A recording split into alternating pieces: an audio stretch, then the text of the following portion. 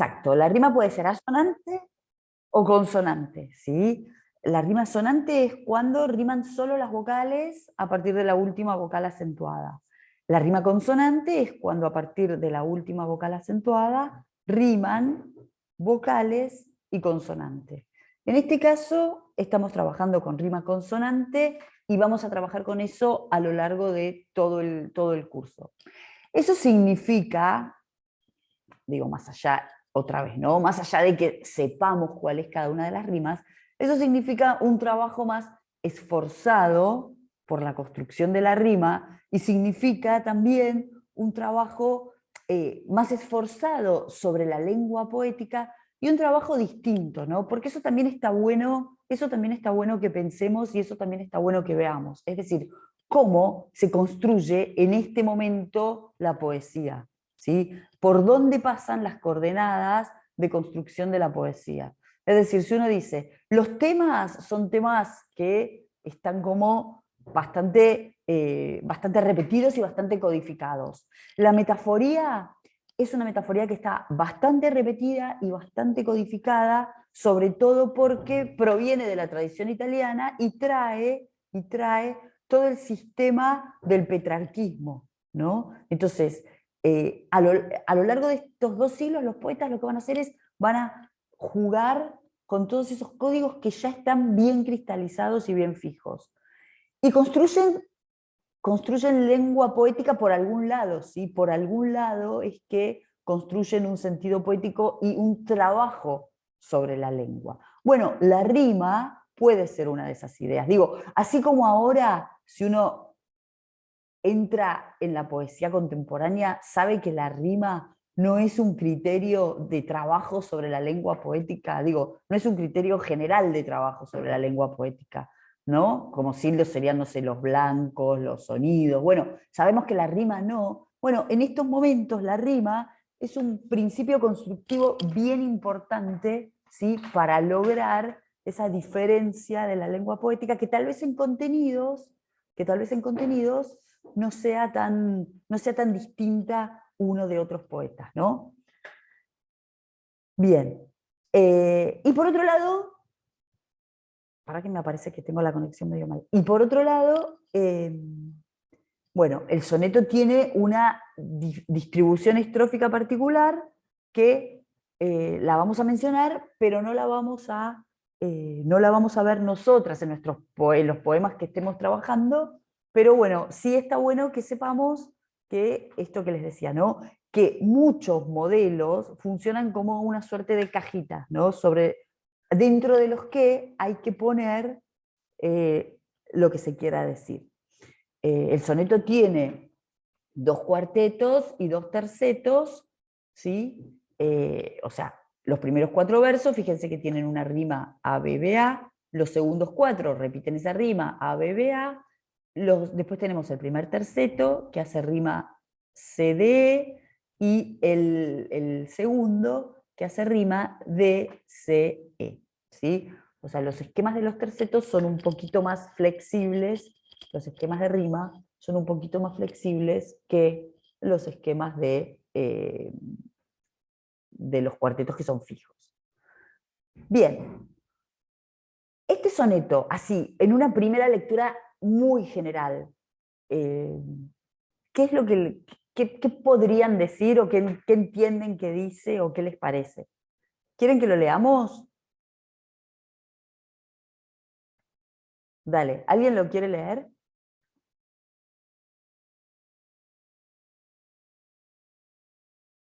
Lucía, ¿te animás? Dale, ahí leo. Dale. Bueno, en tanto que de rosa y de azucena se muestra la color en vuestros gestos, y que vuestro mirar ardiente honesto, con clara luz la tempestad serena. Y en tanto que el cabello que en la vena del oro se escogió con vuelo presto, por hermoso cuello blanco en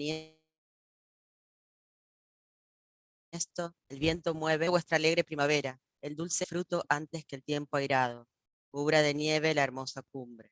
Marchitará la rosa, el viento helado, todo lo mudará la edad ligera, por no hacer mudanza en su costumbre. Buenísimo, muchas gracias. Bueno, ¿qué les parece? ¿Qué les llama la atención o qué verían, qué analizarían, qué leerían acá?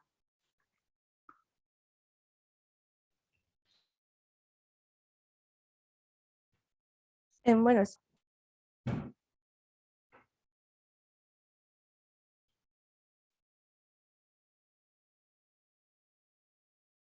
Belén, me parece que hablaste y te silenciaste. No sé si querías decir algo o si te arrepentiste.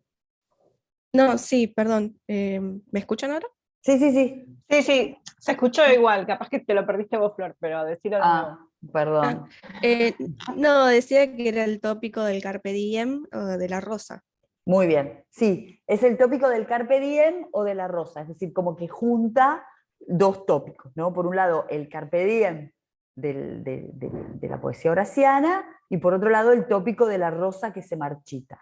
Muy bien. Entonces acá tenemos una idea, ¿no? O sea, hay como tópicos que se repiten y se trabajan en determinadas formas poéticas. En este caso es el del Carpe Diem. Nosotras podemos rastrear ese tópico, de hecho el ejemplo de soneto de Góngora que tienen ahí es también del mismo tópico, que después si quieren vamos a ese, ahí está. ¿Sí? Fíjense, es el mismo tópico que está trabajado de otra manera, ¿sí? O sea, después lo vamos a mirar, podemos pensar que uno de los modos de pensar el Carpe Diem desde el Renacimiento y el otro es el modo de pensar el Carpe Diem desde el Barroco. Por ejemplo, la compañera que había trabajado con Sor Juana seguramente trabajó algún soneto de Sor Juana de Carpe Diem, ¿no? Que ahí tenemos como otra manera de abordarlo. No sé, digo, se me ocurre, capaz que no. Cortaste y escuché la compañía de Sor Juana.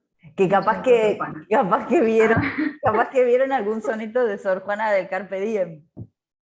sí, vimos, ahora no me acuerdo ninguno, pero vimos varios y vimos también autos, todo muy bonito. Soy re fan.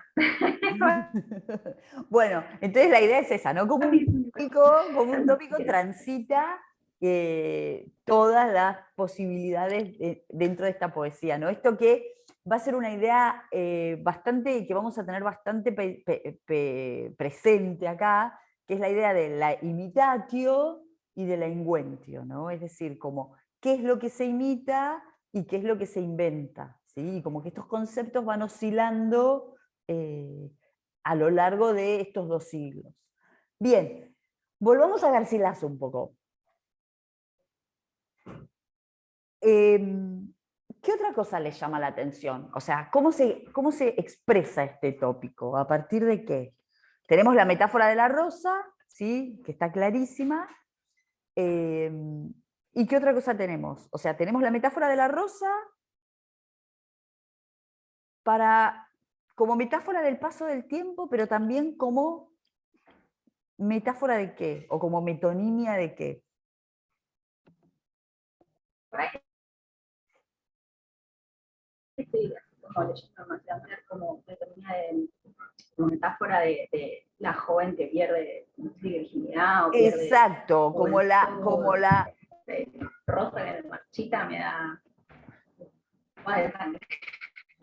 o que pasó el tiempo, ¿no? Es como la idea de la figura femenina que está ahí detrás. Entonces acá tenemos otro elemento que nos va a acompañar a lo largo de todo el curso, ¿no? La presencia de la figura femenina y todo un sistema de metaforía para referirse a esa figura femenina.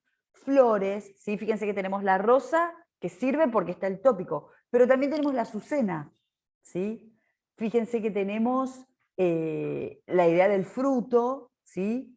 Que, como decías recién, podemos pensar en una idea de que está presente también la idea de la virginidad, o no, o directamente la idea del amor, ¿sí? Directamente ahí como otro gran tema, ¿sí? Que nos va a acompañar a lo largo de todas estas clases. Las piedras preciosas, ¿sí? Fíjense la comparación del pelo con el oro, ¿sí? En este caso tenemos el oro, después vamos a tener otras metáforas referidas también a piedras preciosas. Y después la idea de la naturaleza, ¿sí? Una naturaleza que está acechando, que está ahí presente, que muchas veces lo que puede hacer la poesía es modificarla, ¿sí? O sea, una oposición que también va a cruzar este sistema poético de estos 2 siglos, que es la oposición arte-naturaleza. Los que tienen la cursada de teatro saben que esa oposición arte-naturaleza está presente también, por ejemplo, en el arte nuevo, ¿sí? ¿Se acuerdan que una de las maneras de justificar ese modelo nuevo de hacer teatro era mirando a la naturaleza, que también varía? Entonces, la presencia de la naturaleza está siempre, de alguna manera, en diálogo con el arte, en este caso en diálogo con la poesía. Todo este sistema metafórico, ¿sí?, proviene de la poesía italiana, ¿sí? Es todo un sistema metafórico que tiene como su base en el petrarquismo. Y esta relación con el petrarquismo también va a ir, digamos, cambiando, evolucionando, o como querramos llamarla, desde que comienza con la poesía de Garcilaso hasta que termina, si quieren, en el caso de Lope, termina con un cancionero paródico, que es el cancionero Las rimas de Tomé de Burguillos, que es un heterónimo de Lope, que tiene que ver con toda esa última época de construcción de otra figura de autor que hace Lope en su último momento de vida. Esto es un poco lo que veíamos cuando trabajábamos la Dorotea, por ejemplo, ¿no? La compañera que hizo el seminario de la Dorotea, es como que focalizamos mucho en ese último periodo. Bueno, pero digo, esto es importante pensar esto, ¿no? Que la mirada hacia el sistema petrarquista está presente todo el tiempo y está presente de distintas maneras, ¿no? En este caso tenemos como una mirada bien tópica, bien canónica de comparación, la mujer con toda esta serie de metaforía, naturaleza, flores, piedras preciosas, y eso lo vamos a ir recuperando de alguna otra manera a lo largo de toda esta cursada. No sé si algo más del soneto que quieran que marquemos, alguna pregunta o algo.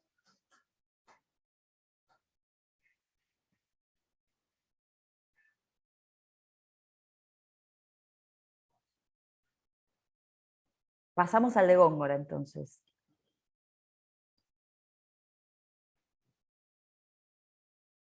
Bien. ¿Quién quiere leer?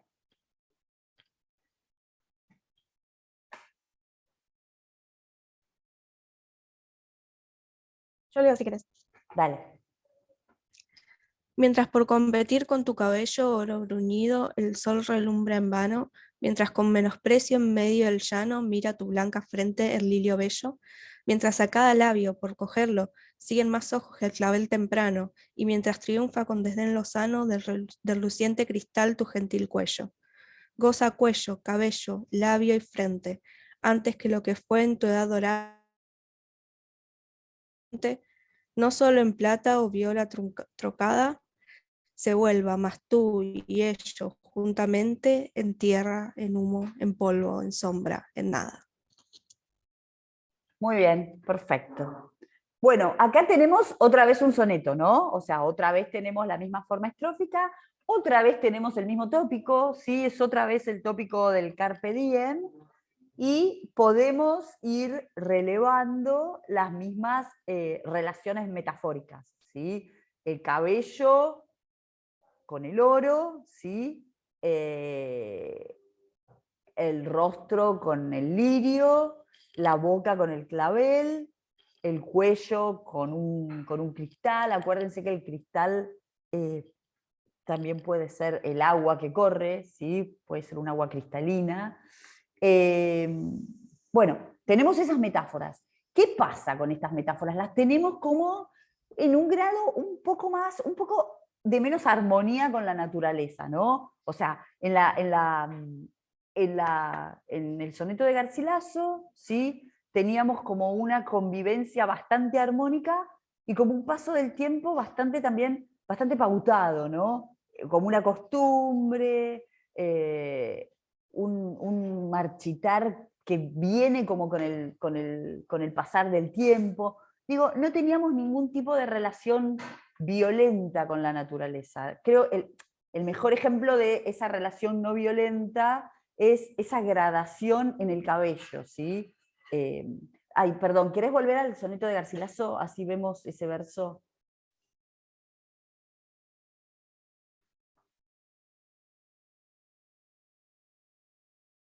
¿No? El viento mueve, esparce y desordena. Fíjense que va como en una especie de gradación de pensar en esta armonía, bueno, una especie de sucesión que va como gradual. O, si quieren, también el todo lo mudará a la edad ligera por no hacer mudanza en su costumbre. Es un paso que tiene que ver con el devenir natural de esta armonía que se está construyendo. La clara luz, ¿sí? Fíjense, la clara luz, la tempestad serena. Otra cosa a la que le vamos a prestar atención a lo largo de estas clases es la cuestión de los elementos retóricos, ¿sí? Los recursos retóricos. Ustedes tienen subido en el campus una especie de glosario de retórica, es como una sistematización muy buena que hizo Noelia Vitali, que es una compañera nuestra de la cátedra. Ella armó eso y entonces está subido. También está subida la guía de métrica y versificación, ¿sí? Que esa la hizo Jimé con Julia Donofrio. Me pasó el amigo por ahí. Bueno, esas dos cosas, no me sale otra palabra, ténganlas como herramientas de lectura y herramientas de trabajo, ¿sí? Porque esas las van a tener que usar todo el tiempo para ir viendo, bueno, qué es lo que estamos leyendo. Entonces, nada, venía con este verso que es con clara luz, la tempestad serena, y les quería preguntar, más allá de que este verso está reflejando esa especie de armonía natural que quiere construir el soneto, les quería preguntar si se acuerdan cómo se llama ese recurso de clara luz, tempestad serena. Es decir, esto de adjetivo, sustantivo, sustantivo, adjetivo. ¿Se acuerdan cómo se llama esta estructura sintáctica?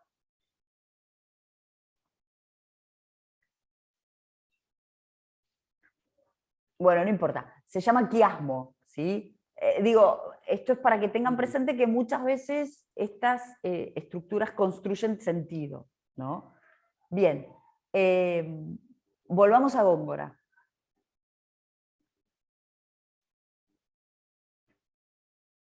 Les decía que en Góngora el mismo tópico, la misma metaforía está mostrando algo distinto, ¿no? Está mostrando esta ruptura en la armonía de la naturaleza. ¿Por qué?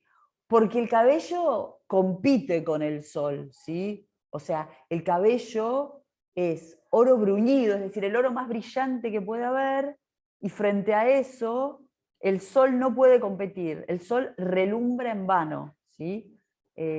Hay otra lectura para este verso que es oro bruñido al sol, ¿sí? Que igual está significando lo mismo, está significando el mismo grado de exageración, ¿sí? El mismo grado de hiperbolización del cabello, ¿sí? La idea es la misma, ¿no? El sol no puede competir con el cabello, ¿sí? El cabello es oro, y la otra lectura es el cabello es oro bruñido al sol y relumbra en vano. Bien. En el segundo desafío tenemos este menosprecio, ¿no? O sea, la frente menosprecia al lirio, ¿sí? Al lirio que es como la flor más blanca, es como el emblema de la flor más blanca que pueda haber. La boca, ¿sí? Acá tenemos la idea de la boca, la comparación con los claveles, que estaría también emparentada con la palabra desdén del tercer verso, ¿no? De ese segundo cuarteto. Es decir, es una figura desdeñosa, ¿sí? Pero es una figura desdeñosa no desde el punto de vista del soneto de Garcilaso, en el cual esa figura todavía tiene la posibilidad de dar una oportunidad al disfrute, sino que acá, ¿sí? Por cómo está hecha la construcción temporal y la construcción de la figura, deja en claro que es una figura que, es un desdén que ya no tiene vuelta atrás, ¿no? Y sobre todo, ¿cómo nos damos cuenta de eso? ¿Qué les parece?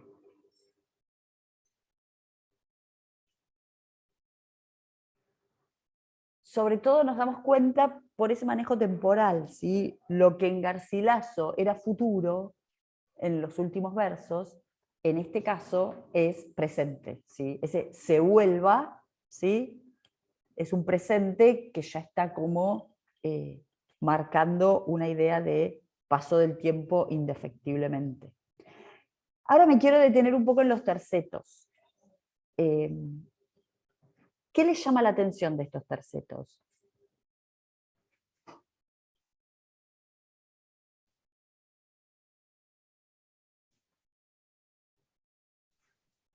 Hay como una gradación entre el pasado, el presente y el futuro, como tenemos distintas edades quizás, o lo que fue antes, lo que es ahora y lo que será mañana. Sí, ¿y eso cómo está logrado?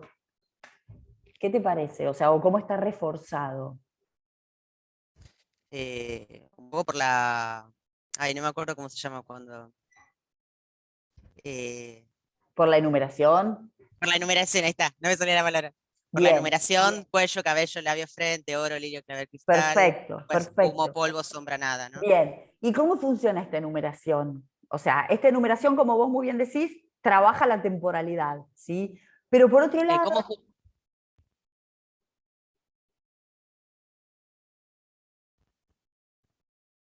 Ay, se te cortó, no, no se te escuchó nada. dije Yo no escucho. que por un lado trabaja, la enumeración trabaja la temporalidad, como muy Sí, bien dijiste.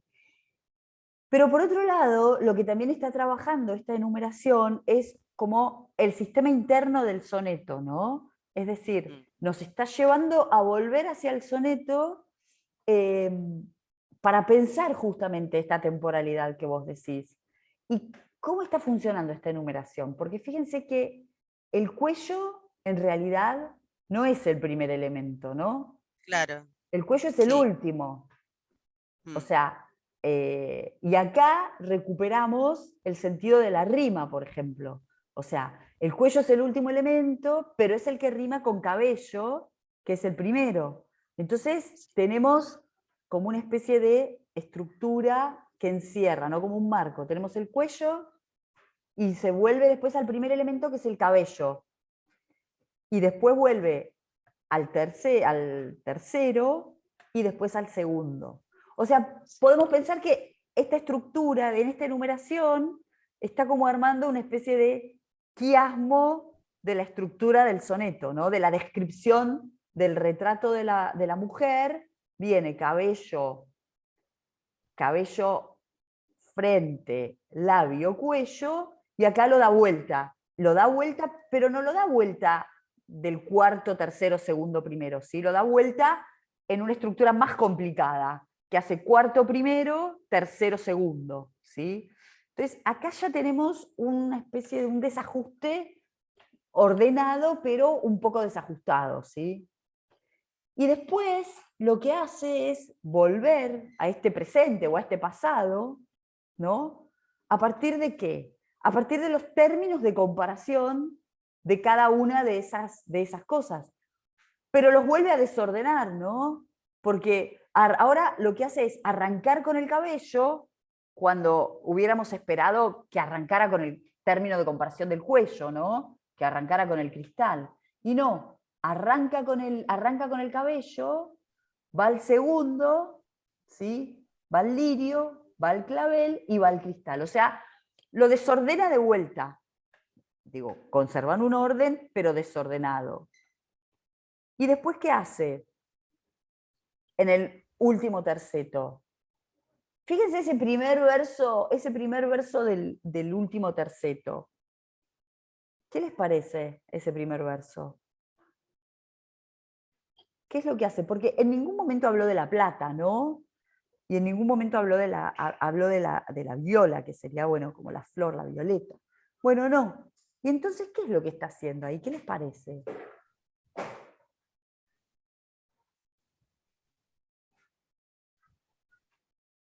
Está yendo como a un futuro, ¿sí?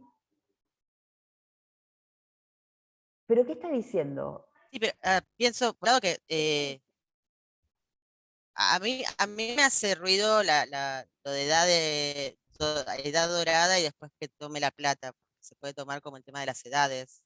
Claro, se puede tomar como el tema de las edades, porque... Pero también, sí. No, seguí vos, seguí vos. Ah, no, no. No, pero también dice que, bueno, no solamente en esto, o sea, quizás te podrías convertir en esto, pero no, va a ir más allá. No es Va a ir que mucho más allá, mucho más allá, no, exacto, exacto. Entonces, este no es que vas a, plata, no, sino que lo vamos a degradar en humo, en tierra. exactamente, exactamente. Entonces, esta plata o esta viola, en realidad, está referenciándonos a una edad de plata, que es marchitará la cumbre, el viento helado, digo, a esa edad que el soneto de Garcilaso construía de manera tan poética y tan metafórica como la edad de oro, ¿sí? Pero lo que está haciendo es, primero diciendo que ese no es el último futuro, que es lo que muy bien dijiste vos recién. Y por otro lado está diciendo, no solo en esto, digo, estas son las dos metáforas. ¿Se acuerdan que recién hace un rato dijimos, bueno, las metáforas son las flores o los metales preciosos? Y el soneto lo está diciendo, bueno, no es que solamente vamos a pasar por estas metáforas, no es solamente una cuestión de hacer, de trabajar el tópico y de pensar sus metáforas. Bueno, no, vamos a ir un paso más allá, digo, vamos a ir un paso más allá en términos de relación con la naturaleza, de desarmonía con la naturaleza, pero también vamos a ir un paso más allá en términos de experiencias de metáforas, ¿sí? En términos de diálogos con sistemas literarios. Entonces, lo que hace en estos dos últimos versos es irrumpir, ¿sí? Irrumpir el barroco, así como de golpe, ¿no? Como con un sopapo. ¿Y cómo lo hace? Lo hace desde la cuestión puramente retórica de armado del soneto. ¿Por qué? Porque esos cuatro términos, ¿sí?, con los que vinimos trabajando a lo largo del soneto, ¿sí?, sobre los cuales el soneto pivoteó hasta el tercer cuarteto, hasta el final del tercer cuarteto, el cabello, la frente, el labio, el cuello, el oro, el lirio, el clavel, el cristal, además, ¿sí?, además de ser estas metáforas que, bueno, que ya pasan también, se van a convertir en tierra, en humo, en polvo y en sombra. Es decir, ahí tenemos los cuatro elementos a los cuales se va, ¿sí?, en el futuro. Pero, digo, la genialidad de este soneto es que esos cuatro elementos que ya desintegran los cuatro elementos anteriores y sus respectivas metáforas, se resumen en la nada, ¿sí? Es decir, se añade un quinto elemento y ese quinto elemento es la nada. Entonces fíjense cómo el mismo tópico, las mismas metáforas, la misma descripción, digo, la misma idea, la descripción de la mujer, el paso del tiempo, la rosa, bueno, todo lo mismo, fíjense cómo el barroco lo resuelve con otra mirada, ¿no? Lo da vuelta y lo trabaja de otro modo, ¿sí? O sea, esa es un poco la idea cuando trajimos estos dos sonetos para que pensemos, digo, además de cuestiones metodológicas, para que pensemos también algunas cuestiones que tengan que ver con la lectura, ¿no? Como un ejercicio de lectura.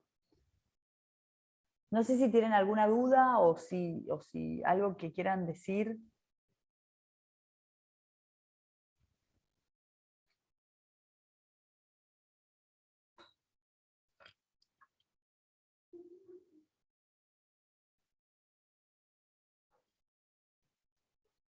¿No? Bueno, si quiere vemos alguno de Lope, de los que tenemos, y después pasamos a ver un poquito la égloga tercera, de Garcilaso.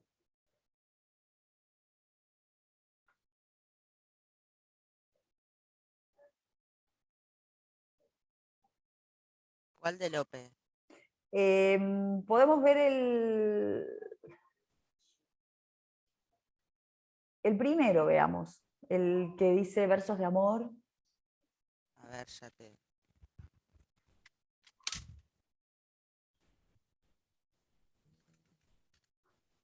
Ay, que justo perdí la... Ah, acá está. Versos de amor, ¿me dijiste? Sí.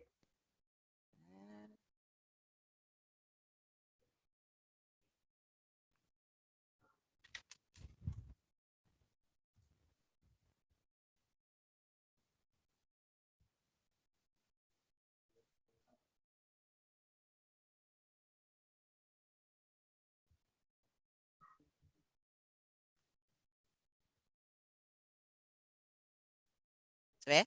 Ahí está, sí, perfecto. Bueno, entonces, ¿quién lo quiere leer?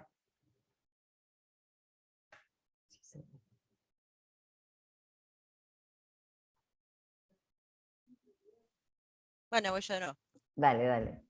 Dale. Versos de amor, conceptos esparcidos, engendrados del alma en mis cuidados, partos de mis sentidos abrazados, con más dolor que libertad nacidos, expósitos al mundo en que perdidos, tan roto anduvistes y trocados, que solo donde fuistes engendrados, fuérades por la sangre conocidos, pues que le hurtáis a Dédalo los altos pensamientos, la furia al mar, las llamas al abismo. Si aquel áspide hermoso no os aceta, dejad la tierra, entretened los vientos, descansaréis en vuestro centro mismo. Bien. ¿Acá qué pasa? Este es el soneto primero de las rimas de Lope. Las rimas de Lope, bueno, eso ustedes lo van a tener en la clase, pero la primera edición es de 1604 y después hay una edición de 1609, que es la que a lo mejor les suena a ustedes porque es donde aparece con el apéndice del arte nuevo, ¿no? ¿Qué es lo que pasa acá? Las rimas puede pensarse como un cancionero petrarquista, ¿sí? Escrito a la manera de los cancioneros petrarquistas. Los cancioneros, ustedes saben que siempre llevan un soneto prólogo o un soneto pórtico, ¿no? En donde lo que hace el poeta es como presentar un poco ese yo poético y presentar un poco qué es lo que va a venir después. Esto es importante para que lo sepan, pero también es importante porque después vamos a leer un artículo crítico sobre las misceláneas, sobre la Filomena y sobre la Circe, que son volúmenes misceláneos, digo, o sea, los poemas que nosotras vamos a trabajar acá son poemas que están incluidos en un volumen más amplio que llevan el nombre de, uno lleva el nombre de la Filomena y el otro lleva el nombre de la Circe, o sea, llevan el nombre de estos primeros poemas que abren los volúmenes. Entonces, hay una crítica que se llama Patricia Campana, que tiene la teoría de que puede ser leído la Filomena como un género literario particular, ¿no? Como una matriz particular que Lope va a adoptar a partir de 1621 para todos los libros que publique de ahí en adelante, en los que combine distintos fragmentos de prosa con distintos fragmentos de versos. Y una de las posibilidades es pensarlo en relación con los cancioneros petrarquistas. Entonces digo, por eso es interesante también pensar una suerte de deriva de Lope que va tal vez desde las rimas hasta esta última que les decía de las rimas de Tomé de Burguillos, que sería como un cancionero petrarquista que parodia al los cancioneros petrarquistas. Entonces este sería el primero de los sonetos de las rimas.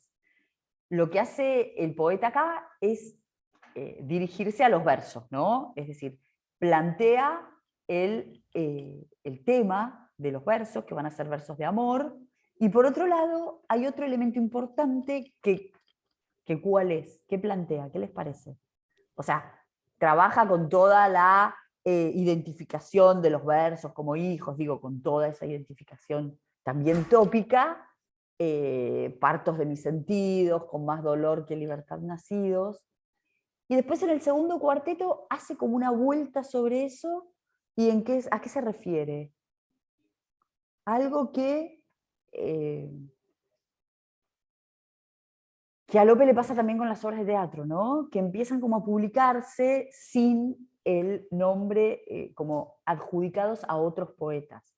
Digo, y esto es importante porque si nosotros vamos a pensar un paso del Renacimiento al Barroco en términos de tópicos, en términos de procedimientos poéticos, también deberíamos pensar un paso en lo que tiene que ver con la profesionalización del escritor, ¿sí? Digo, ese soldado poeta que es Garcilaso, ese cortesano para el cual es impensable una suerte de profesionalización, en estos autores se empieza a expresar de maneras distintas.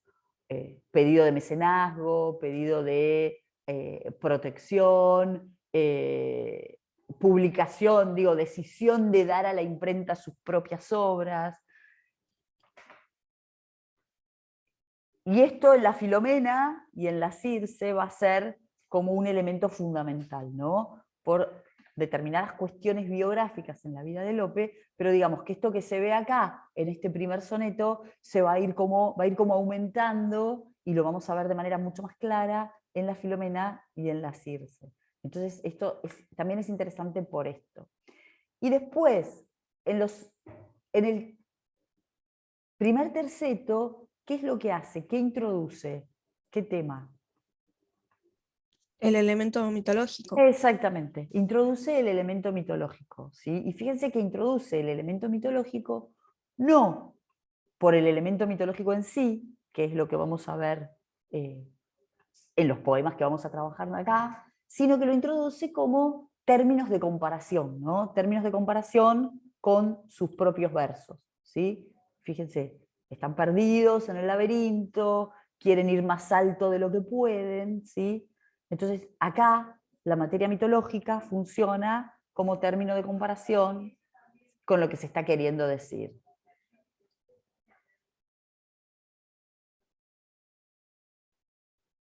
Y por último, fíjense que en el último terceto lo que hace es relativizar un poco esta idea del cancionero escrito para alguien, ¿no? O sea, esta idea que proviene de Petrarca, ¿no? En donde escribe sus rimas para Laura, fíjense que acá va como relativizándose esto y está como los versos, una especie de movimiento centrífugo de los versos que vayan hacia donde tienen que ir, ¿no? O sea, los versos por los versos mismos, más allá de que tengan una dedicataria particular. Entonces, bueno, fíjense que este soneto está como instalando otro tema. Dentro de un tópico, ¿sí? Dentro de una fórmula como es el soneto prólogo, el soneto pórtico, está funcionando de otra manera.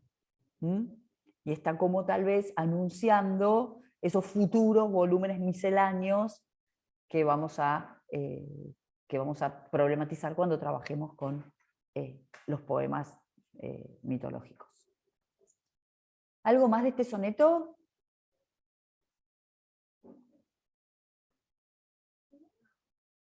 ¿No?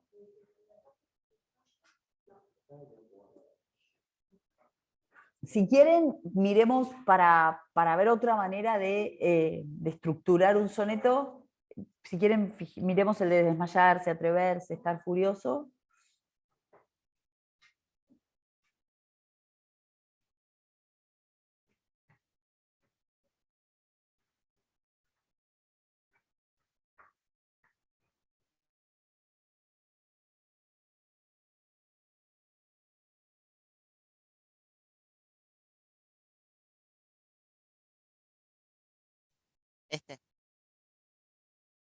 Chao.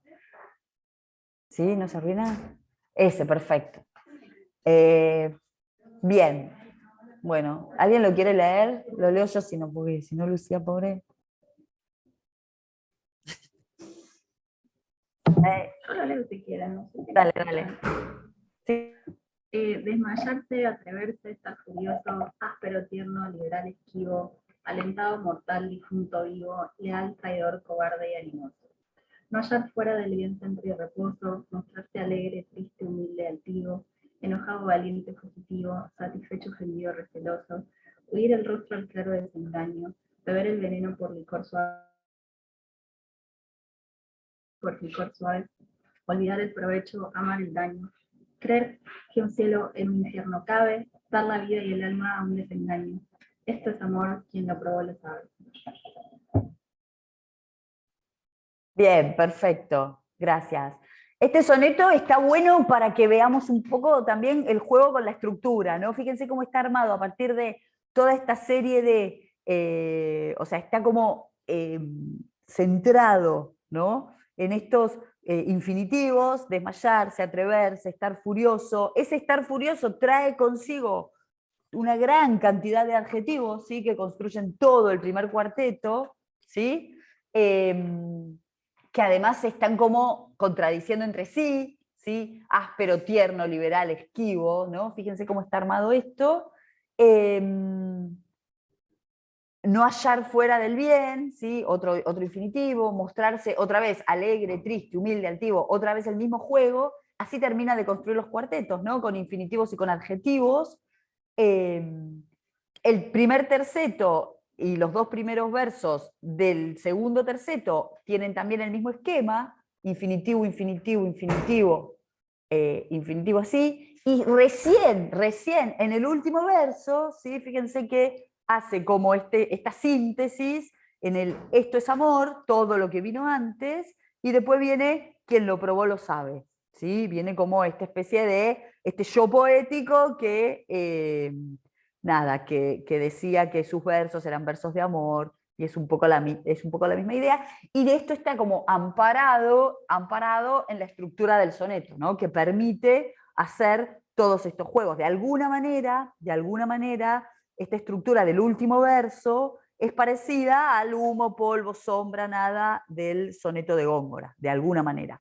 Algo que me olvidé de decirles cuando vimos el soneto de Góngora es que esa estructura sintáctica que es muy cara a Góngora y que después se puede reponer también en el teatro de Calderón, ¿sí? Que Calderón es uno de los dramaturgos que más trabaja con la sintaxis de la lengua poética de Góngora. Digo, esa estructura de ir desplegando los adjetivos o desplegando los sustantivos y después juntarlos a todos, se llama sistema diseminativo recolectivo. ¿Sí? Eso me olvidé, esto que hace tal oro, bueno, me olvidé el verso, lo acabo de ver y me lo olvidé.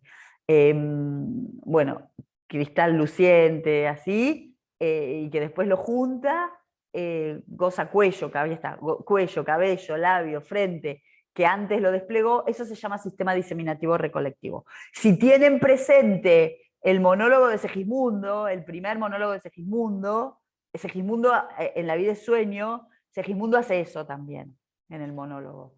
Que el Dios le ha dado un pez, a un bruto y a un ave. Bueno, hoy estoy mal con la memoria, pero bueno, el monólogo es así.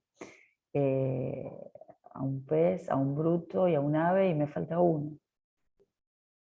Bueno, eso, sistema diseminativo recolectivo me olvidé decirles. Entonces digo, la estructura del soneto es bastante, dentro de su cuadradez, es como bastante permeable para todos estos juegos, ¿no?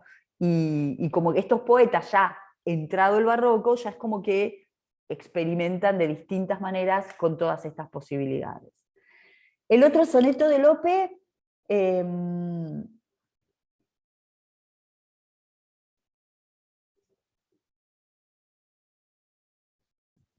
¿Cuál soneto? el otro que nos quedaba de Lope. ¿Cuál nos queda? A ver. Quiero escribir y el llanto no me deja. Sí, ese está bueno porque lo que hace es como reformular el tópico del llanto, el canto, el poema, el tópico garcilaciano del poeta que se que se disuelve en agua. em, ¿Se ve? no, no, no todavía.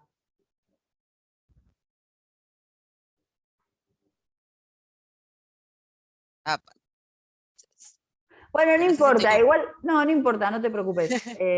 Es un poco para pensar eso y también para pensar que hay un poema de Vallejo, Quiero escribir pero me sale espuma, ¿sí? Que está como copiado un poco estos primeros versos, ¿no? Del quiero escribir y el llanto no me deja, pero es un poco para eso, ¿no? Después si quieren ustedes mírenlo.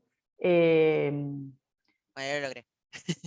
Acá está. Quiero escribir, el llanto no me deja, pruebo a llorar y no descanso tanto. Digo, es como una suerte de identificación, de metamorfosis, entre el llanto, el canto, la escritura, la pluma, ¿sí? Fíjense, las lágrimas como letras, ¿sí? Que cuando escribo y lloro todo es muerte, ¿sí? Es como la misma idea de esto de el verso de amor que no tiene dónde ir, ¿no? Si el llanto dura, el alma se me queja, si el escribir mis ojos, bueno, es esta idea, es una idea que vamos a encontrar, bastante como tópica, pero que también vamos a encontrar, y esto es importante, sobre todo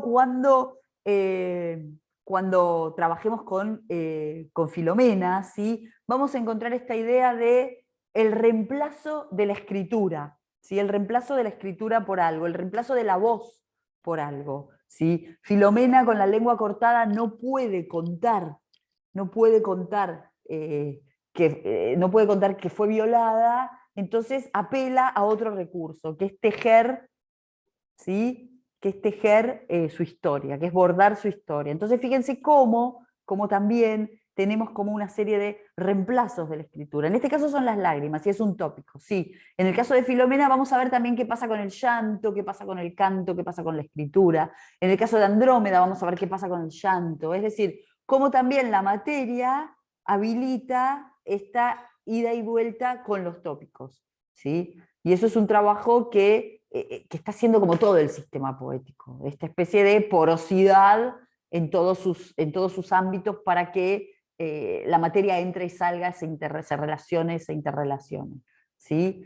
Y la mediatización de un sujeto poético que está como muy pendiente de esto de ser uno, ser otro, ser el ruiseñor, ser Filomena, ser el llanto, ser el papel. Entonces, bueno, este soneto manténganlo también presente en ese aspecto. Si les parece, vamos a ver un poquito la tercera, algunos elementos que me interesa que tengamos presentes antes de entrar a Polifemo. Dale.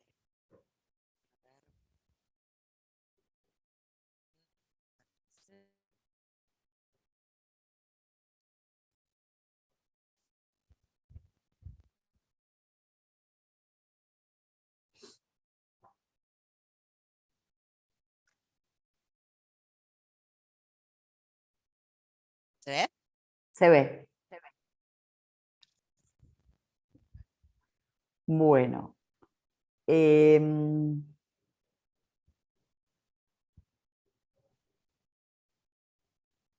Baja un poquito más. Dale.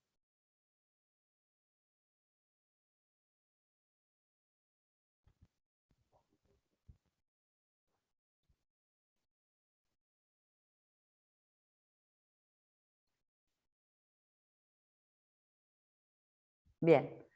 Eh, vamos a... Primero vamos a ver un poco qué es esto, ¿no? Esta forma, cómo es. Así de este recorrido que hizo Lucía, algo podemos decir que parece ser que son todas las estrofas iguales, ¿no? O sea, no parecería haber diferencia en el armado de cada una de estas estrofas. Entonces, voy a preguntar si alguien sabe qué estrofa es esta.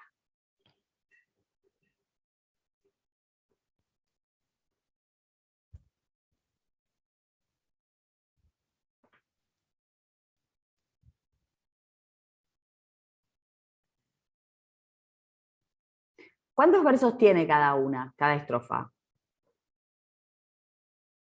8. 8. Bien, bien, tiene 8. ¿Y qué versos son? ¿Cuántas sílabas tiene cada verso?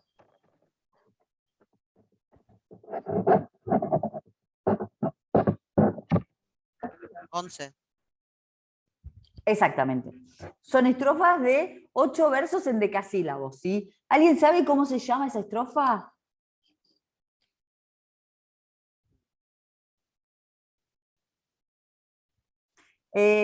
Había por Uy, acá, me está diciendo que es octava. esta es pero- octava, muy bien. Había por acá una compañera, que no me acuerdo si era Belén o quién, que había hecho la materia en 2011.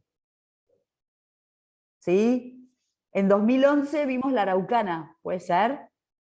Sí, vimos la Araucana, no me acuerdo honestamente. Bueno, la No me Araucana. acuerdo, Bueno, pero la perfecto. vimos. La gente que vio la Araucana sabe que la Araucana está escrita en octavas. ¿Mm? Entonces, podemos decir que la octava es la forma estrófica, así, a priori, propia de qué. ¿La Araucana qué es? Un poema como...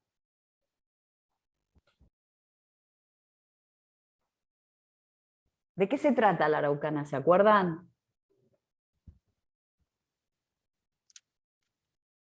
El nombre, ¿a qué nos hace pensar?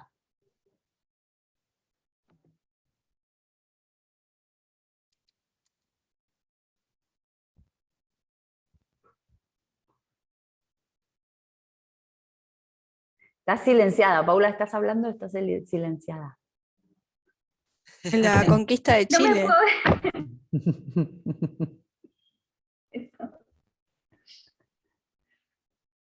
La conquista, sí, la conquista del Arauco, muy bien, exacto. De Chile. Y sí, perfecto. Y si es una conquista y es un poema sobre una conquista, ¿será un poema cómo? ¿De qué tipo? Épico. Épico, exactamente, exactamente. Entonces, lo que podemos decir a priori es que la octava es la forma estrófica de la poesía épica, de la épica culta, ¿sí? De la épica culta. Cuando yo al principio de este encuentro les decía que el soneto es una de las formas estróficas que se importa de la poesía italiana, y que les decía, después vamos a ver otra, la octava es otra de las formas que viene proveniente de la épica culta italiana, ¿sí? Entonces, en primer lugar esto, la octava es el metro de la épica, pero esto es la égloga tercera, ¿no? Y una égloga nos suena a que no es un poema épico, una égloga es un poema pastoril, ¿sí? Es un poema que está trabajando con otro tipo de materia. Entonces, acá hay algo que no lo vamos a desentrañar ahora, sino que lo vamos a reservar para las lecturas futuras, ¿sí? Vamos a saber que la octava es tradicionalmente la forma estrófica propia de la poesía épica, pero que en algún momento mutó a algo que hace que Garcilaso, en su égloga tercera, que es la última égloga que escribe, y muy probablemente sea la última obra que escribe, porque está datada en 1536, que es el año de la muerte de Garcilaso, elige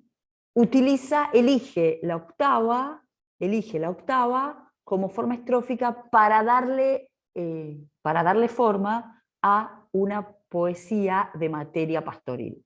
¿Sí? Bien. Entonces eso es lo primero.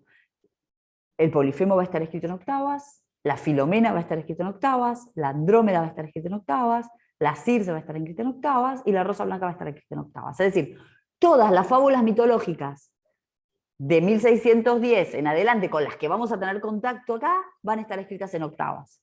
¿Sí? Pero tenemos este primer antecedente de la égloga tercera de Garcilaso que está escrita en octavas. Y la égloga tercera de Garcilaso tiene una materia pastoril, ¿sí? Tiene una materia pastoril, pero tiene algo más que una materia pastoril.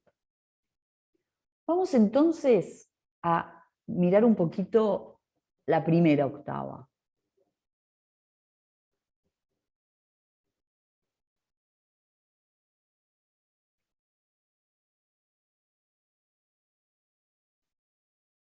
¿Alguien quiere leer?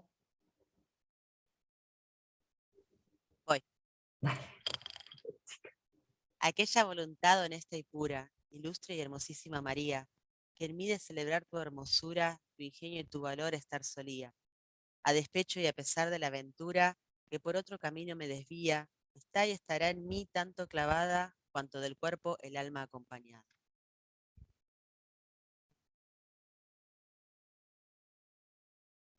Bueno, ¿qué les parece que arranca acá? ¿Qué es lo que podemos entender de esta octava?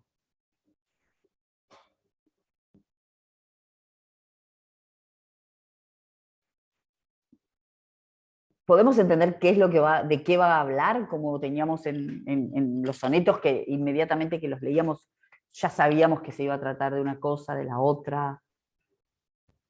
¿Acá podemos tener una idea? No, a mí me da la sensación como que está invocando una musa, pero esta musa es María. Bueno, O como que... está invocando a una musa, pero esta musa es María. Bueno, vamos un poco por ahí. O sea, tenemos una figura femenina a la cual se le está hablando, ¿no? Sí. Perfecto. Esta ilustre y hermosísima María es un sujeto histórico identificable, ¿no? O sea, se supone, se conjetura que puede ser la esposa del virrey de Nápoles si Garcilaso estuvo en Italia, y puede ser que esta sea la esposa. Entonces, lo que está haciendo en esta octava está como introduciendo a quién le va a dirigir su poesía. No sabemos de lo que se va a tratar la poesía, no sabemos de qué va a hablar, pero sí sabemos que tiene una dedicataria. ¿Sí? Tiene una dedicataria que es una mujer ilustre, hermosísima, y sabemos lo que el poeta no va a hacer. ¿Sí? ¿Qué es lo que no va a hacer?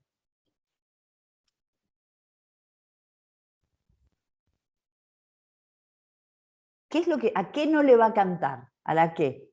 Porque A fíjense la que dice, hermosura de ella. claro, no le va a cantar a la hermosura, le está diciendo, aquella Que va por otro voluntad camino. honesta y pura de celebrar tu hermosura, tu ingenio y tu valor, me desvía por otro camino. Yo no voy a cantar eso. ¿Sí? Entonces, no va a cantar eso. Bien. En la segunda octava, fíjense que no nos está dando demasiada información, ¿no?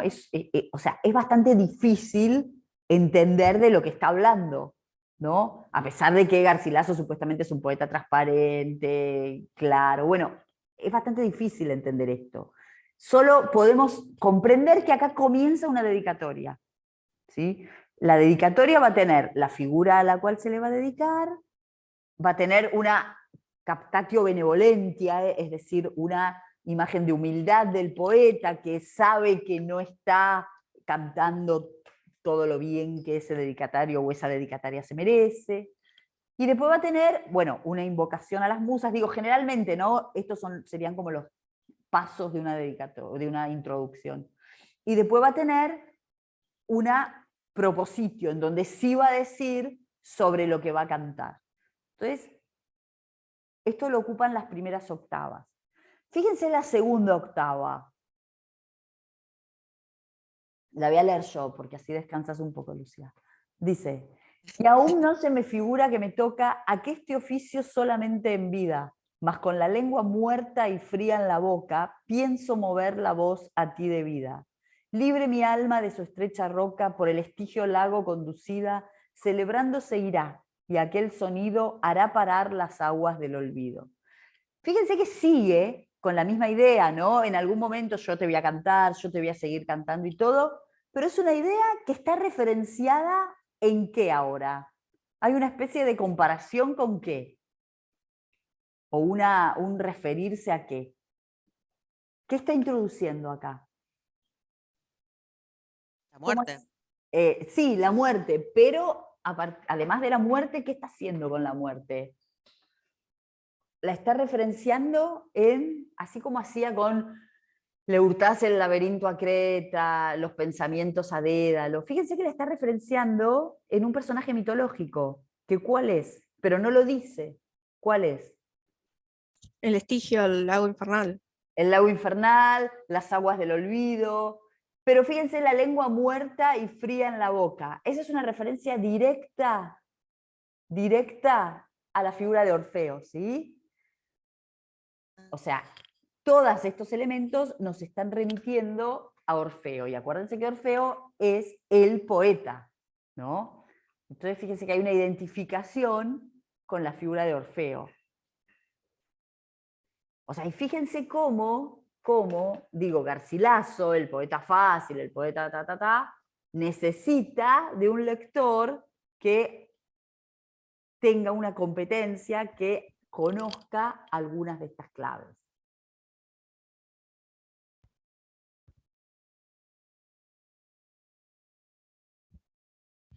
Bien. Vamos a bajar un poquito.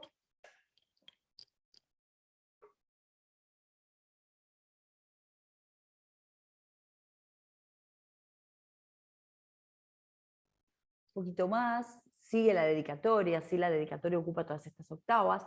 Esto es también para que cuando leamos los otros poemas le presten atención a las primeras octavas, porque van a detectar tal vez que ahí no hay ya un empezar directamente con el tema, sino que hay estas cuestiones, ¿no? Un dedicatario, una dedicataria, una...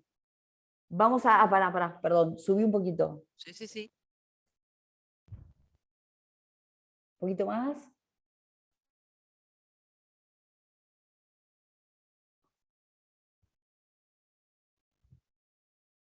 Ahí. Pero por más que en mí... Pero por más que en mí. Ahí está. Un poquito más. Bueno, en esa, pero por más que en mí, fíjense que tiene la mención a las musas, ¿sí? Fíjense, Apolo y las hermanas todas 9, me darán ocio y lengua con que hable, ¿sí? Fíjense que acá tienen la relación otra vez con la lengua, ¿sí? La lengua muerta y la lengua que le van a dar las musas.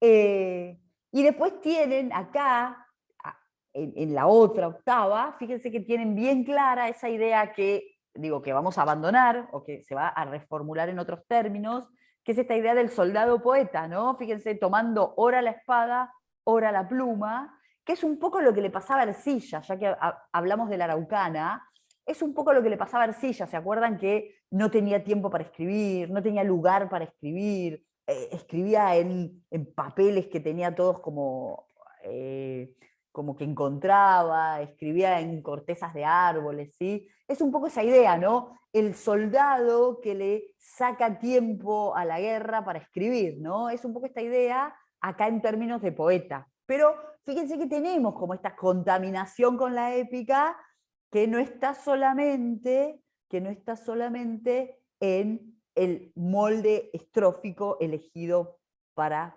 contar, ¿sí? Está también en esta construcción de este poeta que se está haciendo. Y esto es interesante porque después vamos a ver que la épica está detrás de todas estas fábulas mitológicas que vamos a trabajar, de alguna manera, de una u otra manera hay una contaminación con la épica, ¿sí? Y esto en realidad no, bueno, nos va a llevar a otro problema, pero que no tiene sentido que lo veamos ahora. Solo quiero que, o sea, solo lo que quiero hacer acá es como hacer un poco esto del sistema diseminativo recolectivo, ¿no? Diseminar un poco de ideas para que después, cuando empecemos a trabajar con los poemas, las vayamos recogiendo.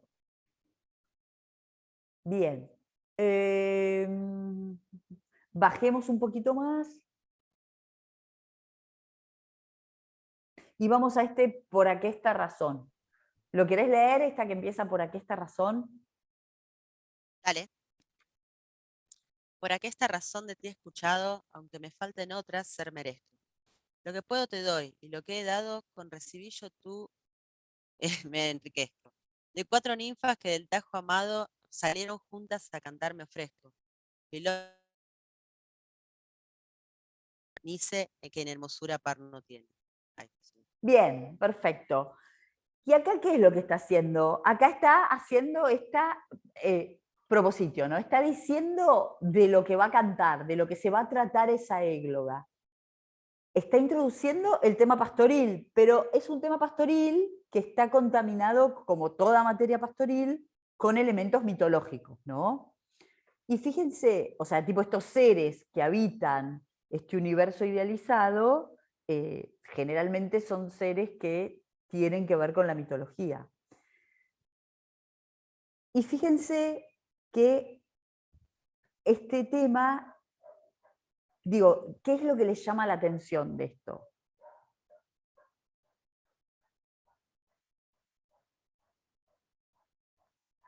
¿Qué les parece?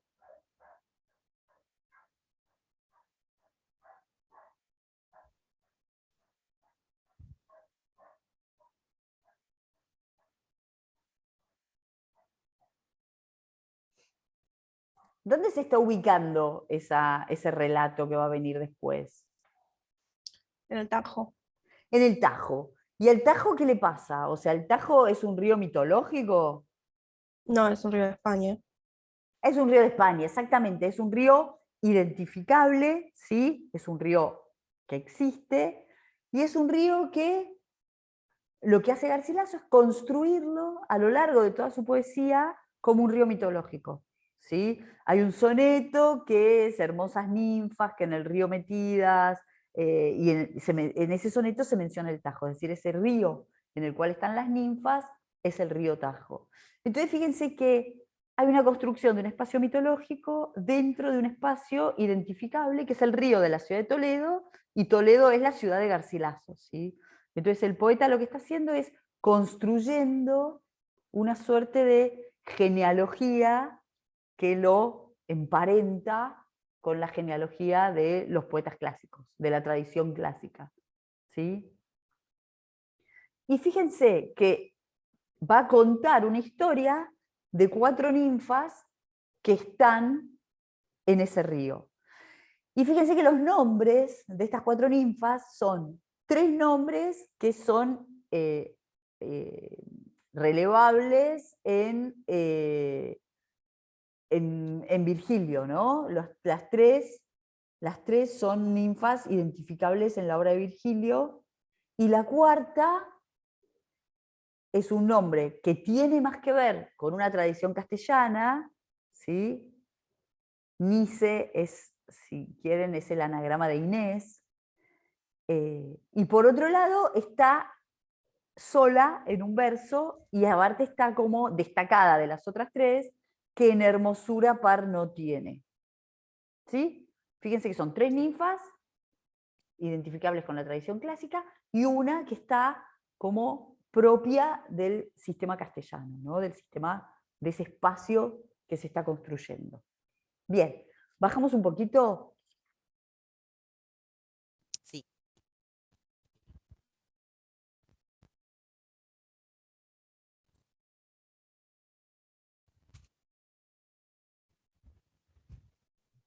Bien, vamos a ver, una lectura rápida, así, sin leerla en voz alta. De las 3 octavas que tenemos antes, ¿no? Digamos, que moviola el sitio umbroso sería la tercera. La segunda, la que está arriba, Bien. que es la que arranca con tanta mansedumbre, el cristalino, y la otra, cerca del Tajo en soledad amena. Digo, una lectura rápida, así, a simple vista. ¿Qué les parece que se está construyendo ahí con esas 3 octavas? ¿Un qué?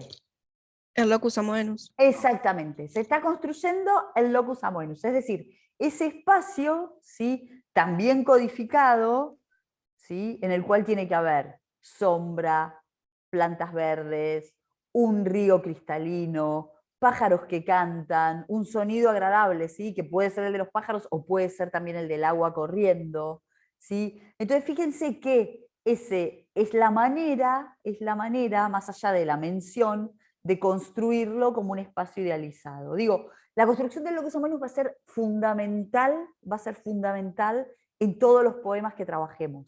¿Sí? De un modo u otro va a ser fundamental, y va a ser también para problematizar. Digo, en Filomena el locus amoenus va a mutar de un espacio idealizado hacia el espacio de la violación.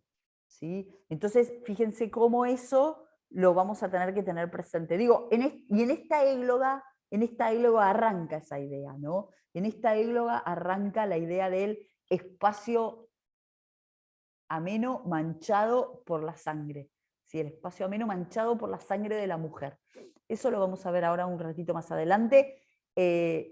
Lo que no quiere decir que la idea de la muerte en el locus amoenus, la muerte en la Arcadia, sea una idea ya tradicional que viene con el tópico arcádico. ¿Sí? Esto es otra cosa, ¿sí? Esto es una intervención diferente sobre el espacio. Que lo vamos a ver, insisto, el lugar en donde lo vamos a ver más claro va a ser en la construcción de ese espacio en el poema de Filomena, y cómo ese espacio después deviene el espacio de la violación. ¿Sí? Bien. Sigamos bajando. Entonces tenemos dedicatoria, construcción del espacio, el locus amoenus. ¿Bajo? ¿Sigo bajando? Seguí bajando.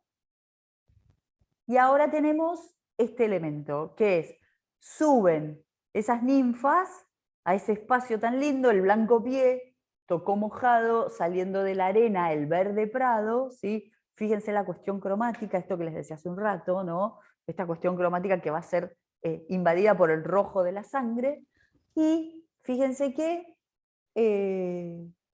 estas ninfas salen, y ¿qué es lo que van a hacer?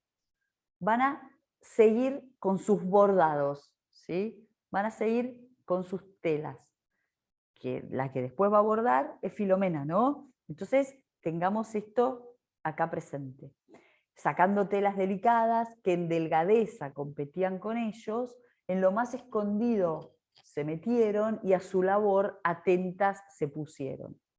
Las telas eran hechas y tejidas del oro que el feliz Tajo envía, apurado después de bien cernidas, las menudas arenas los cría. Bueno, esto remite a la leyenda de que en el lecho del Tajo hay pepitas de oro, ¿no? También tiene que ver con este mecanismo de idealización de ese espacio. Y entonces vamos a ver qué es lo que cada ninfa está bordando en su tela, ¿sí? Ahora el poema se va a detener en contar, bueno, ya contó con qué estaban hechas estas telas, y ahora va a contar qué es lo que estaba bordando cada una de esas ninfas.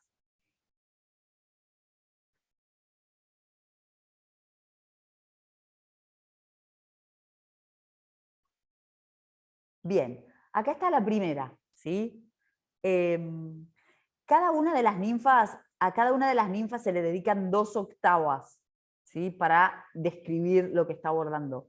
Con excepción de Nice, que se le dedican más octavas, ¿sí? Vamos a ver igual estas 3 historias. Primero, esta Filódoce, ¿qué es lo que está bordando? A ver, ¿quién quiere leer?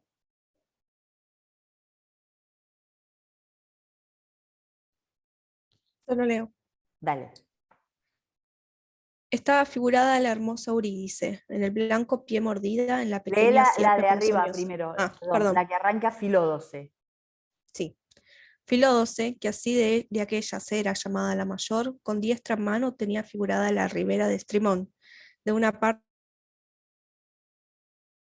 el verde llano, esa fiera, pisado tarde o nunca de pie humano, donde el amor movió con tanta gracia la dolorosa lengua del de Tracia. Estaba figurada la hermosa Eurídice, en el blanco pie mordida en la pequeña sierpe ponzoñosa, entre la hierba y flores escondida. Descolorida estaba como rosa, que ha sido fuera de sazón cogida, y el ánima los ojos ya volviendo, de su hermosa carne despidiendo. Perfecto. Bien, entonces esta muchacha, pará, lee la otra que nos quedó ahí. Figurado se veía extensamente. Figurado se veía extensamente el osado marido que bajaba al triste reino de la oscura gente, y la mujer perdida recobraba. Y como después de esto él, impaciente por mirarla de nuevo, la tornaba a perder otra vez, y del tirano se quejaba el monte solitario en vano.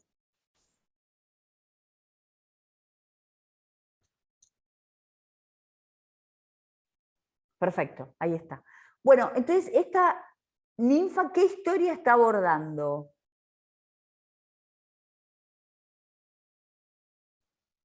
La de Orfeo y Eurídice. Exactamente, está abordando la historia de Orfeo y Eurídice. Fíjense que nunca dice el nombre Orfeo, ¿no? Fíjense que dice la dolorosa lengua del de Tracia, después dice el osado marido. Habla de Eurídice, pero no habla de Orfeo. Fíjense entonces cómo construye, ¿sí? Todo otra vez, ¿no? Tenemos como esta escala medio, como esta escala cromática que está armando la imagen, y fíjense que el momento que está como mostrando es el momento, en particular está mostrando el momento de la muerte de Eurídice, ¿no? El momento de la picadura de la serpiente, y después en la otra octava sí se está mostrando como la segunda pérdida. Bien, como sea, es una historia de un amor, ¿cómo se dice? De un amor, ay, no me sale la palabra, bueno, no importa. Sigamos. Desastrado. Desastrado, ahí está, no me salía la palabra, gracias. Vamos a la otra, a ver qué está bordando Dinámene. A ver. ¿Quién quiere leer a Dinámene? Me la leo yo así bajo mientras leo. Dale, dale. Dinámene no menos arte que había tejido, pintando a Apolo en el robusto oficio de la silvestre casa embebecido. Mudar luego le hace el ejercicio la vengativa mano de Cupido, que hizo a Apolo consumirse el lloro después que le enclavó con punta de oro. Dafne, con el cabello suelto al viento, sin perdonar al blanco pie corría, por áspero camino, tan sintiendo que Apolo en la pintura parecía que, porque ella templase el movimiento, con menos ligereza la seguía. Él va siguiendo y ello el odioso plomo. Mas al fin los brazos le crecían y en sendos ramos vueltos se mostraban, y los cabellos que vencer solían al oro fino en hojas se tornaban. En torcidas raíces se extendían los blancos pies y en tierra se hincaban. Llora el amante y al buscar el ser primero, besando y abrazando aquel madero. Excelente. ¿Y acá qué historia está abordando Dinámene? ¿De quién está hablando? O sea, ¿cuál es la pequeña historia mitológica que está abordada allí? ¿La historia de quién? De Dafne. La historia de Apolo y Dafne, exactamente, la metamorfosis de Dafne, ¿sí? La metamorfosis de Dafne en laurel. Es decir, está la historia de la flecha de Cupido, ¿sí? Fíjense que está primero la flecha de Cupido, y luego está la huida de Dafne y su metamorfosis en laurel, ¿no? Entonces fíjense que la historia que se cuenta acá es esta, la de Apolo y Dafne. Si ustedes van, hay un soneto de Garcilaso, ¿sí? Después lo podemos subir al campus, que es muy parecido. El soneto es muy parecido a la tercera octava, ¿no? Es a Dafne ya los brazos le crecían y el blanco pie no me acuerdo, bueno, pero está, lo podemos subir, y es como, casi es como un ejercicio de escritura, ¿no? Es la propia escritura reformulada en otro modo estrófico. Y vamos a la última, ¿cuál historia está contando? Climene.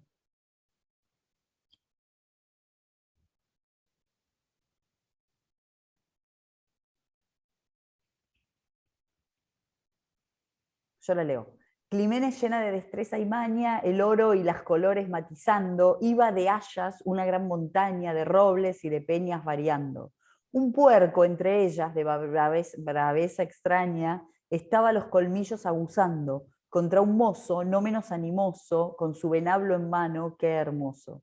Tras esto el puerco allí se veía herido de aquel mancebo por su mal valiente, y el mozo en tierra estaba ya tendido, abierto el pecho del rabioso diente. Con el cabello de oro desparcido, barriendo el suelo miserablemente, las rosas blancas, por allí sembradas, tornaba con su sangre coloradas. Adonis, este se mostraba que era, según se muestra Venus dolorida, que viendo la herida abierta y fiera, estaba sobre él casi amortecida. Boca con boca coge la postrera parte del aire que solía dar vida al cuerpo por quien ella en este suelo aborrecido tuvo al alto cielo.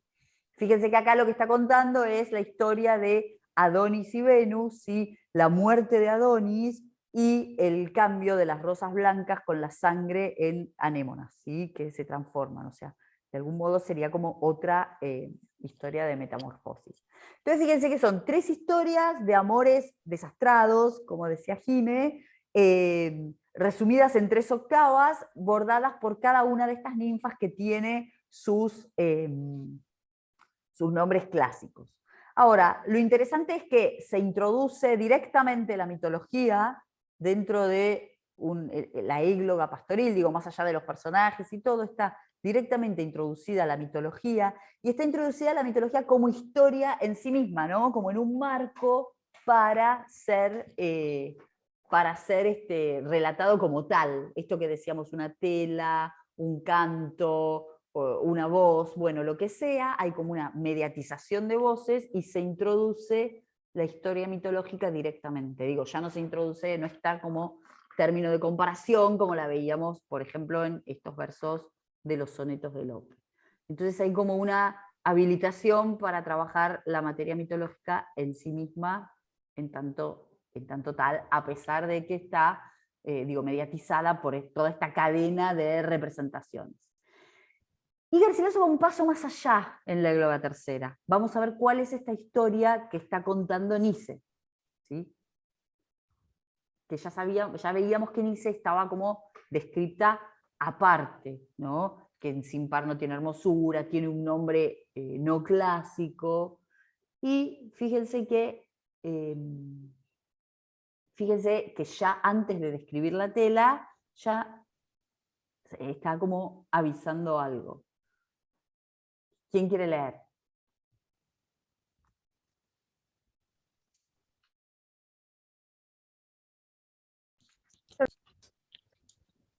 La blanca Nice no tomó a destajo de los pasados casos la memoria, y en la labor de su sutil trabajo no quiso entretejer antigua historia. Antes, mostrando de su claro tajo en su labor la celebrada gloria, lo figuró en la parte donde él baña la más felice tierra de la España. Pintado el caudaloso río Sevilla, que en áspera estrecheza reducido, un monte casi alrededor ceñía con ímpetu corriendo y con ruido. Querer secarlo todo parecía, en su volver, más era derecho, contento de lo mucho que había hecho. Estaba puesta en la sublime cumbre del monte, y desde allí por él sembrada aquella ilustre y clara pesadumbre de antiguos edificios adornada. De allí con agradable mansedumbre el Tajo va siguiendo su jornada, y regando los campos y arboledas con artificio de las altas ruedas. Bien, vamos a parar ahí un minuto. Fíjense entonces que ya desde el primer momento dice que no va a contar un hecho antiguo, ¿no? Que va a contar un hecho que había sucedido ahí y ahora, ¿sí? Está como trasladando la historia, ¿sí? Está como trasladando la historia a un hecho en el presente y en esa ubicación geográfica. Y por otro lado, lo que está haciendo con esto es justamente emparentando ese hecho que se va a contar con toda la otra tradición mitológica, ¿no? Es decir, como que las 3 historias anteriores sirvieron para construir esa especie de filiación de autoridad. Y ahora se introduce esta cuarta historia que está diferenciada. ¿Sí? Está diferenciada por quien la está abordando, está diferenciada por el lugar en el que ocurre y está diferenciada por el tiempo en el que ocurre. Y fíjense esta palabrita acá, el artificio de las altas ruedas, ¿no? Otra vez nos encontramos con esta relación, convivencia o lo que sea, intervención entre el arte y la naturaleza. Acá referenciada en una metáfora que tiene que ver con el modo de trasladar agua del Tajo hacia la ciudad de Toledo, pero, como sea, es un artificio que está trabajando sobre la naturaleza. Recordémoslo porque esto vamos a volverlo a encontrar. Vamos a volverlo a encontrar en los poemas que vamos a ver, lo vamos a poder volver a pensar de distintas maneras. Bien, Vamos a ver qué es lo que está pintando, ¿no? En la hermosa tela se veían... Leo yo si quieres. ¿O querés leer? Dale, lee. Bueno, en la hermosa tela se veían entretejidas las silvestres diosas, salían todas a la ribera presurosas, en el semblante tristes, y traían cestillos blancos de purpúreas rosas, las cuales esparciendo derramaban sobre una ninfa muerta, que lloraban. Todas con el cabello desparcido lloraban una ninfa delicada, cuya vida mostraba que había sido antes de tiempo y casi en flor cortada. Cerca del agua, en el lugar florido, estaba entre las hierbas degollada, cual queda el blanco cisne cuando pierde la dulce vida entre la hierba verde. Una de aquellas diosas que en belleza, al parecer, a todas excedía, mostrando en el funesto y triste caso, había apartado algún tanto en la corteza de un álimo estas letras escribía, como epitafio de la ninfa bella, que hablaban así por parte de ella. Elisa soy, en cuyo nombre suena y se lamenta el monte cavernoso, testigo del dolor y grave pena en que por mí se aflige nemoroso, y llama, Elisa, Elisa, a boca llena responde el Tajo, y lleva presuroso al mar de Lusitania el nombre mío, donde será escuchado, yo lo fío. Esta tela artificiosa es toda la historia estaba figurada, que en aquella ribera deleitosa de Nemoroso fue tan celebrada, porque de todo aquesto y cada cosa estaba Nice ya tan informada, que llorando el pastor 1000 veces ella se enterneció escuchando su querella. Y porque aqueste lamentable cuento no solo entre las selvas se contase, mas dentro de las ondas sentimiento con la noticia de esto se mostrase, quiso que de su tela el argumento la bella ninfa muerta señalase, y así se publicase de uno en uno por el húmedo reino de Neptuno. De estas historias tales variadas eran las telas de las 4 hermanas, las cuales con colores matizadas claras y luces de las sombras vanas, mostraban a los ojos relevadas las cosas y figuras que eran llanas, tanto que al parecer el cuerpo vano pudiera ser tomado con la mano. Bien, listo. Entonces, esta ninfa Nice, ¿qué está contando? ¿Una historia de qué? ¿O de quién? Bueno, esta ninfa.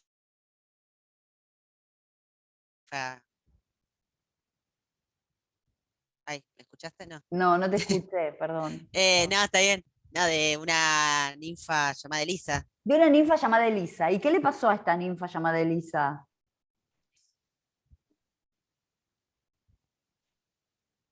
Bueno, en principio está muerta. En principio está muerta, exactamente. Está muerta, el funesto y triste caso, ¿sí?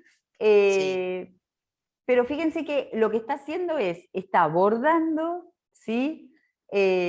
La ninfa que está muerta, cualquiera el blanco cisne cuando pierde la dulce vida entre la hierba verde, ¿sí?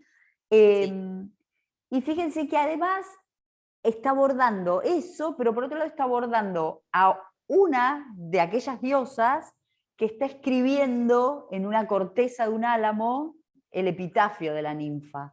Y el epitafio de la ninfa está puesto en boca de Elisa. O sea, digo, para que tengan una idea de la cantidad de mediatización de voces que hay en este bordado, digo, y por sobre el bordado también, ¿no? Es decir, es una historia que está como contada en 5 voces distintas, ¿no? Está como referenciada en 5 voces distintas. Elisa soy, en cuyo nombre suena, y a pesar de eso, es una historia que está, digamos, resonando en el mundo, ¿sí? Es una historia que está saliendo al mundo. Entonces, fíjense, es una historia que tiene toda una afiliación con la mitología clásica previa, que se está emparentando con la historia de Adonis y Venus, con la historia de Apolo y Dafne y con la historia de Orfeo y Eurídice. Recuerden que vimos que Orfeo era el poeta, ¿sí?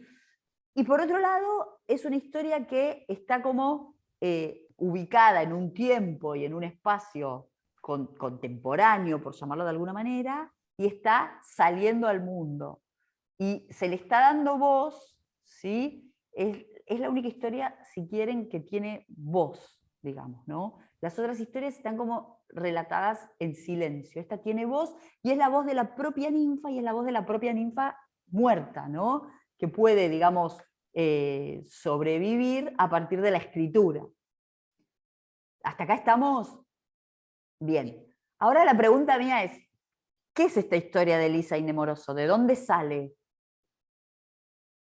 Aparece acá en esta égloga por primera vez, son dos personas que les pintó ese nombre y pusieron ese nombre. ¿Qué les parece?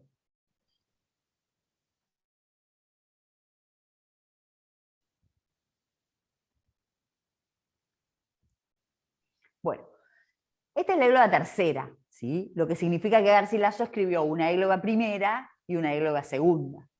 En la égloga primera, ¿sí? Que es una égloga que, digamos, sigue tal vez de manera mucho más cerca que esta los cánones de la literatura pastoril, de la poesía pastoril, tenemos dos pastores que lloran por sus amadas perdidas.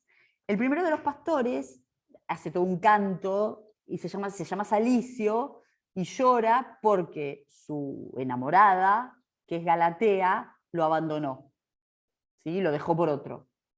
El segundo de los pastores es Nemoroso y llora porque su enamorada, la pastora Elisa, murió. Entonces, fíjense que, digo, todo esto que dijimos recién se completa en un sentido más, pensando que es la propia poesía de Garcilaso la que está jugando con esta historia, ¿no?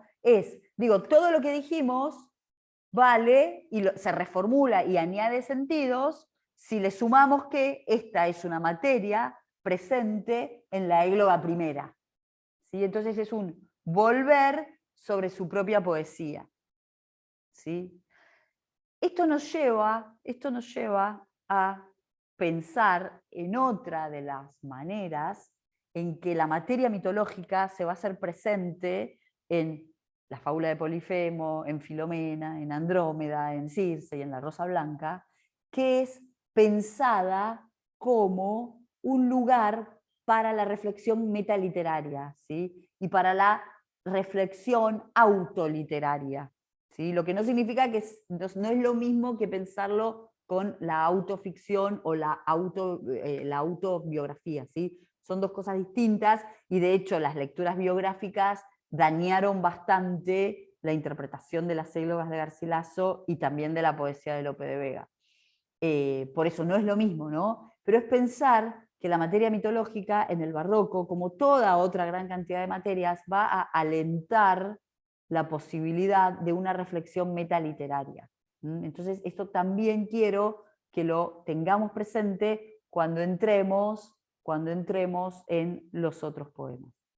Todos los poemas que vamos a ver, yo los estoy llamando fábula mitológica, pero los vamos a poder llamar epilio, ¿sí? Epilio es una matriz genérica que tiene que ver con una épica menor. Ustedes la tienen explicada en las clases asincrónicas, pero quiero que es un concepto que quiero que lo retengan y que lo pensemos, porque es un concepto que trae en sí mismo muchas de estas ideas de la épica, otro modo de escribir poesía épica, una matriz genérica que habilita determinado tipo de descripciones, una matriz genérica que habilita la voz femenina de un modo que la poesía épica no la habilita, una matriz genérica que habilita la cuestión de reflexionar sobre la propia poesía, digo, una matriz genérica que trae un montón de cosas.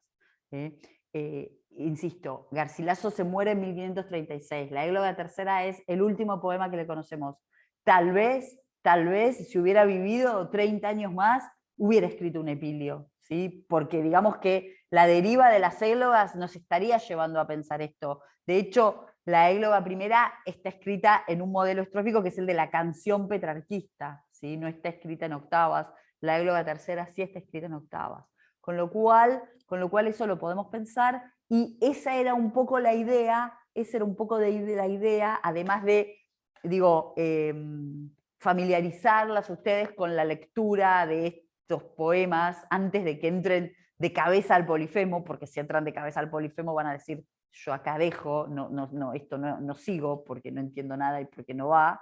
Digo, además de eso, era un poco también que retengamos estos conceptos que ya los podemos ir como desbrozando en en esta égloga tercera. Esa era un poco la idea de introducir a Garcilaso hoy, a pesar de que es un poeta que temporalmente no nos está quedando adentro de claramente la década de 1620.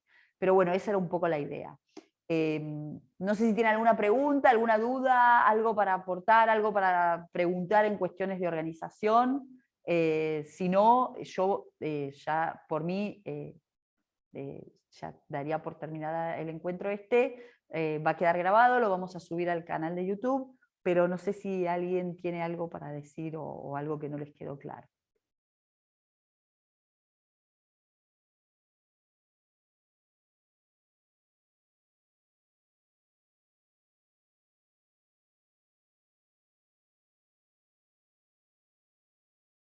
Bueno, recuerden que nuestro próximo encuentro sincrónico sería el miércoles, que ya arrancaríamos con Polifemo. De todas maneras, yo habilito un Zoom el lunes a las 10. Quien quiera entrar, estamos acá. O sea, si no tienen ninguna consulta y no quieren entrar, no pasa nada. Pero bueno, sepan que el espacio va a estar. Y les recomiendo que miren las clases, ¿sí? Las dos estas que les decía de los seminarios anteriores y la introducción al Polifemo, porque los va a ayudar con la lectura. Y bueno, y cualquier cosa, el lunes estaría ese espacio a las 10, y si no el miércoles próximo, lo que sí les pido que decidan si prefieren que nos juntemos a las 9 o prefieren que nos juntemos a las 10.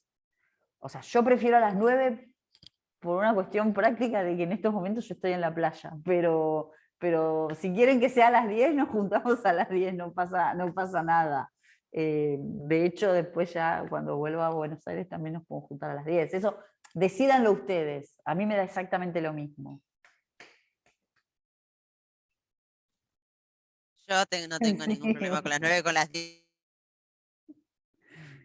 Así que a las compañeras Más fácil a las 9. a las 9. ¿A las 9? ¿Les queda mejor a las 9? Bueno, entonces nos juntamos a las 9 y... O sea, el problema conmigo es que si empezamos a las 9, yo no les garantizo que terminemos a las 11, porque eso me paran ustedes y ya. Pero bueno, sí. Nos juntamos a las 9, y vamos viendo, ¿sí? Cualquier duda, entonces tenemos esta consulta el lunes, y cualquier duda que tengan del Polifemo que los trabe con la lectura, nos mandan mensaje y lo destrabamos, ¿sí? O sea, no se queden, no se traben porque no les salga algo o algo, porque bueno, no vale la pena. Bueno. Igual trate de leerlo sin pretender acceder a todo el sentido todo el tiempo, ¿sí? Porque eso no...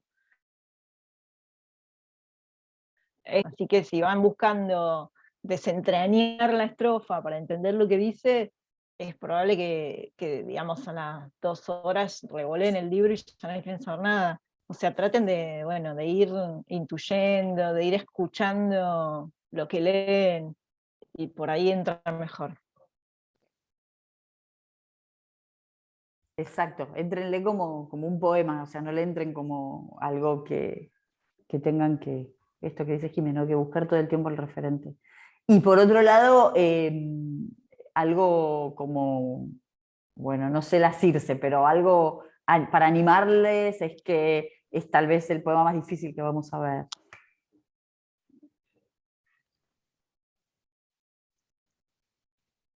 Así que bueno. Bueno, entonces, muchas gracias y quedamos conectadas, ¿sí? Buenísimo. Bueno, que tengan un buen día. Bueno. Hasta luego. Gracias a ustedes, hasta luego.